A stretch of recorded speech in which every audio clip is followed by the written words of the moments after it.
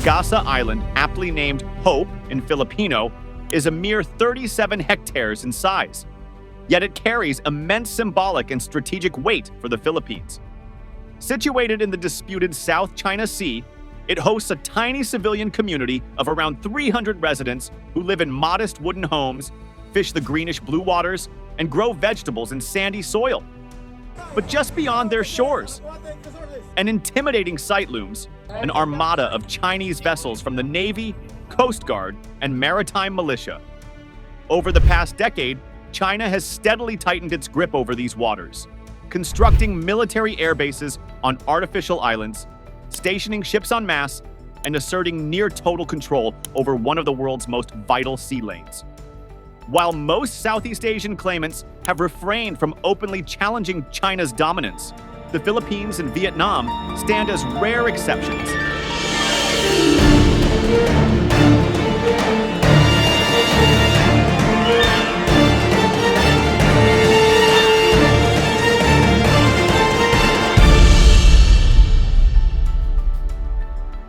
Pagasa, also known internationally as Thitu Island, is the largest Philippine-occupied feature in the Spratlys.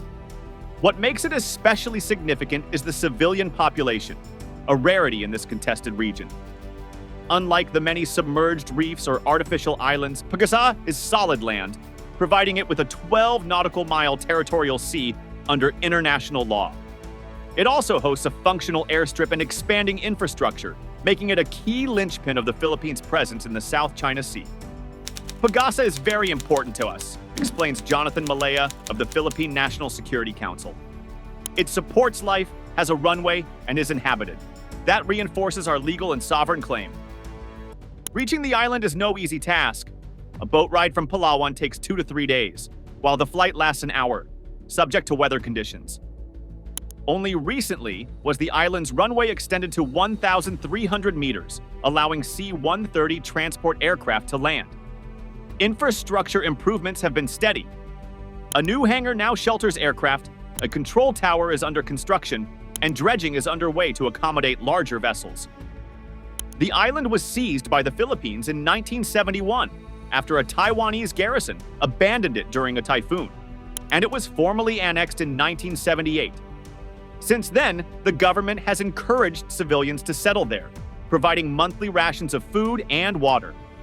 Electricity and mobile phone services only arrived in recent years. Yet, life on Pagasa remains tough, especially for fishermen. Having lived there for years, the fishermen have witnessed firsthand the growing Chinese encroachment. From 2021 onwards, many videos of near collision with a Chinese Coast Guard vessel went viral. Today, no one can fish in traditional grounds and are forced to remain near the island as Chinese vessels patrol nearby waters aggressively. Their ships are massive. They sound their horns, chase us away, and it's terrifying, a fisherman said. Despite these hardships, many residents cherish the peace and simplicity of island life. Healthcare remains a challenge, however. Village health worker shares the difficulty of caring for patients when evacuations are delayed by bad weather or unavailable flights. When planes can't come, we just do the best we can, a health worker says. Still, she prefers the island's lifestyle. We're free of stress. We grow some of our food, and we don't need much money. There's limited space for growth on Pagasa, and most young people leave once they graduate. The island feels both like a tight-knit village and a military outpost, its sleepy charm offset by the looming threat just beyond the horizon. Chinese vessels stationed on nearby Subi Reef consistently challenge Philippine pilots approaching Pagasa, claiming unauthorized entry into Chinese territory. But the Philippine response is firm. We remind them this is our territory every single time. Under President Marcos Jr., the Philippines has adopted a more assertive stance. Weekly diplomatic protests are now filed with the Chinese embassy, in sharp contrast to the Duterte administration's hands-off approach.